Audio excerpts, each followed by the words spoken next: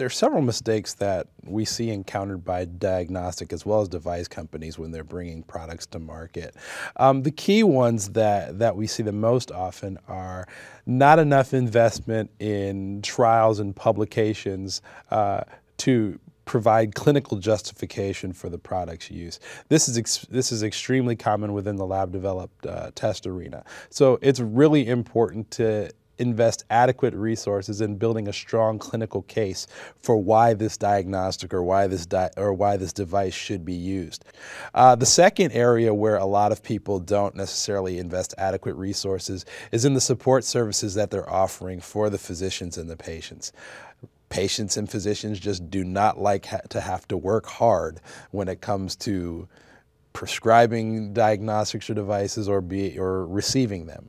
So really making sure that manufacturers are investing heavily or adequately, I should say, in support services is essential. The third area where people tend to make mistakes is not necessarily aligning the goals of the product with the expectations of senior leadership or key investors. So it's really important that from the outset, companies set realistic expectations with senior leadership as well as with investors as far as what can be achieved during that launch phase and build different strategies to try to mitigate any issues they may encounter.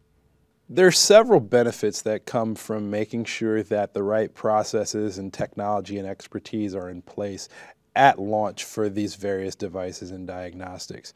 Planning is essential. You have to know what are the risks from the payer's perspective, from the provider's perspective, as well as from the patient's perspective, and build services and processes to mitigate those. So through that planning, through that process development, it enables you the opportunity to build all the service offerings that are needed to make sure that those sort of issues won't trip up the launch. In addition, it's really important to make sure that you assemble the right team to launch the product. That could be, hiring people with experience in the space or engaging with consulting firms that have a depth of experience in bringing products to market.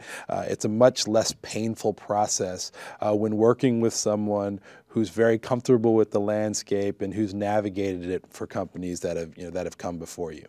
In terms of measuring success of a launch or trying to determine what kind of changes might need to be made to the support services for a product over time, it really consists of mining the data that's coming in associated with the launch. Is the ramp up where it needs to be? Are providers prescribing as much as you expected them to? Is the coverage from the payers where it was expected to be? Are companies getting the revenue recognition that they were expecting?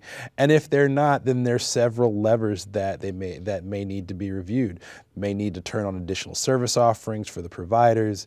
May need to increase things like financial and copay assistance in order to make patients more comfortable with going forward. And you may even need to alter things like increasing the price point in order to increase the revenue recognition. So there's several factors that need to be monitored on a regular basis in order to gauge whether or not the programs and processes that are in place are working properly.